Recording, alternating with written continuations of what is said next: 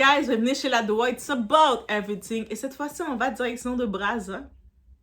Parce qu'il y a une petite histoire qui était déjà sortie et qui revient dans l'actualité. Et cette histoire concernant la fille d'une ministre qui s'était fait avoir par un... On appelle brouteur, mais je ne sais pas si elle est consciente que c'est un brouteur. Mais semblerait-il que c'est un brouteur.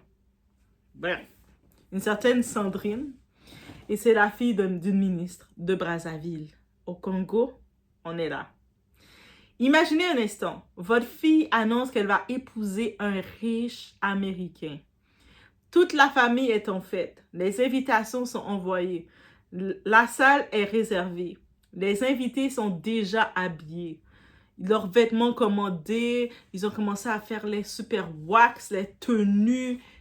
Tout est prêt là. Les rendez-vous chez esthéticienne, tout. Le traitement de la nourriture se prépare. Il ne manque qu'une seule personne. On se dit qui manque, toi? Le marié. Ah oui, le marié est manquant. Puis au dernier moment, on vous annonce qu'il ne viendra pas parce que sa mère aurait fait un AVC. Donc, finalement, bébé, je sais que tout était prêt pour le mariage, mais finalement, je ne peux pas venir. Ma mère a fait un AVC. Quelques heures plus tard, toute l'histoire s'effondre. Le prétendu fiancé n'était qu'un brouteur, donc un arnaqueur. Toute une famille est humiliée devant le pays entier.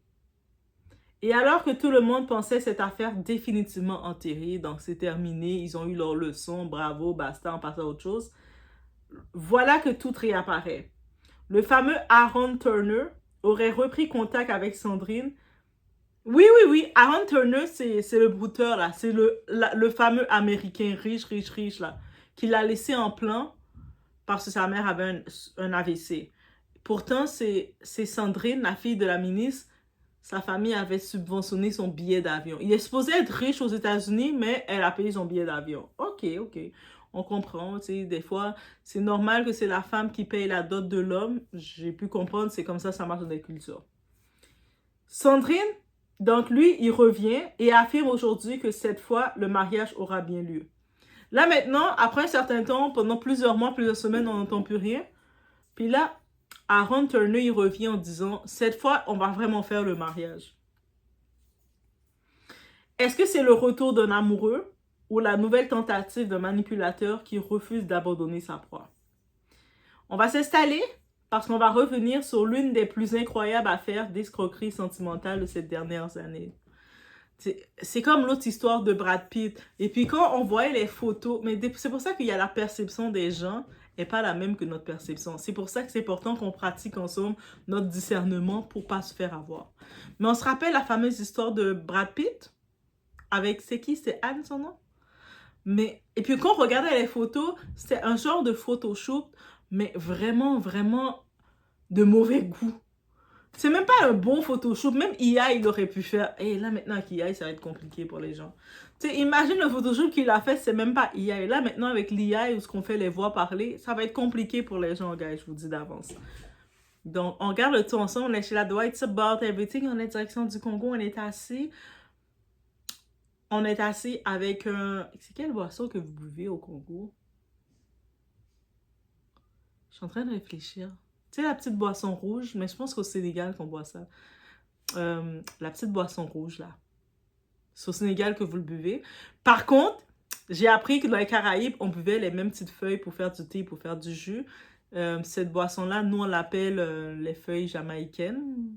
Quelque chose comme ça. Mais on l'utilise aux Caraïbes. Mais vous l'utilisez au Sénégal, je pense, c'est rouge. Je ne sais pas si ailleurs au Sénégal, ils l'utilisent. Bref, on y va, it's about everything. On met des likes, on booste la vidéo et on y va pour regarder qu'est-ce qui se passe. Qu'est-ce qui passe?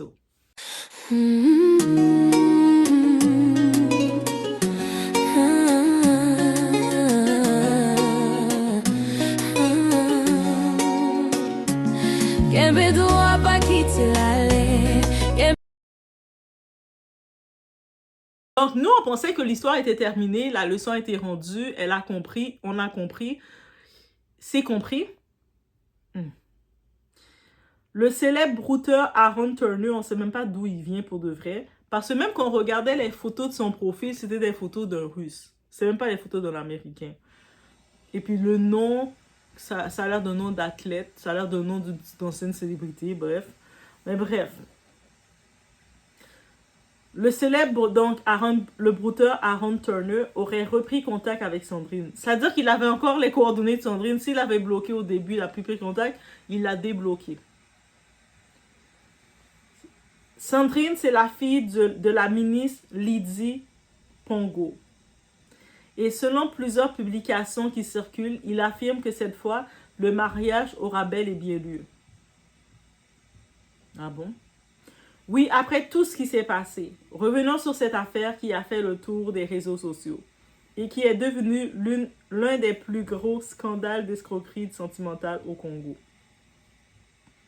Sandrine est employée à la SNPC, entretenait une relation à distance avec un homme se présentant comme Aaron Turner, un prétendu Américain.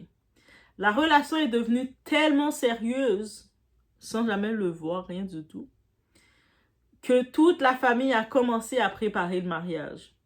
Elle a même préparé de payer la dot du gars parce qu'elle a dit « Hé, toi, tu mérites que je paye ta dot, mon Américain. » Ils ont commencé à envoyer des invitations qui ont été envoyées. Les cérémonies ont été organisées. Les salles étaient prêtes. Les invités étaient présents. Mais un détail manquait, le futur mari. Personne ne l'avait jamais rencontré en vrai. C'est ça le hic. Jamais rencontré, là. Tu sais, il y a une différence entre amour à distance et tes amours à distance que tu n'as jamais rencontré la personne. Est-ce que tu peux vraiment parler d'amour rendu là? Tu sais même pas, est-ce que c'est possible la personne respire par le nez? La personne respire comme ça. Oui, on respire toutes par le nez, ok. Mais la personne respire comme ça. Est-ce que tu serais capable de dire à quelqu'un qui respire comme ça? Imagine la personne respire mal. Hein? Et puis, dans l'explication, pour arrêter tout ça, on a dit que finalement, Aaron n'est pas venu parce que la famille de Sandrine, la ministre, là, la madame Pognon, Lydie, ils sont allés à l'aéroport chercher leur gendre, là.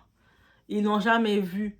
Jusqu'à ce que lui, comme explication, Aaron, il a donné « Oh, ma mère a eu un AVC, c'est pour ça que je ne peux pas venir. » Cette version aurait été avancée pour tenter d'expliquer l'absence des mariés étrangers. En tant que tel, on ne sait même pas si c'est lui qui avait donné cette version ou si c'est la famille de Sandrine qui avait eu honte.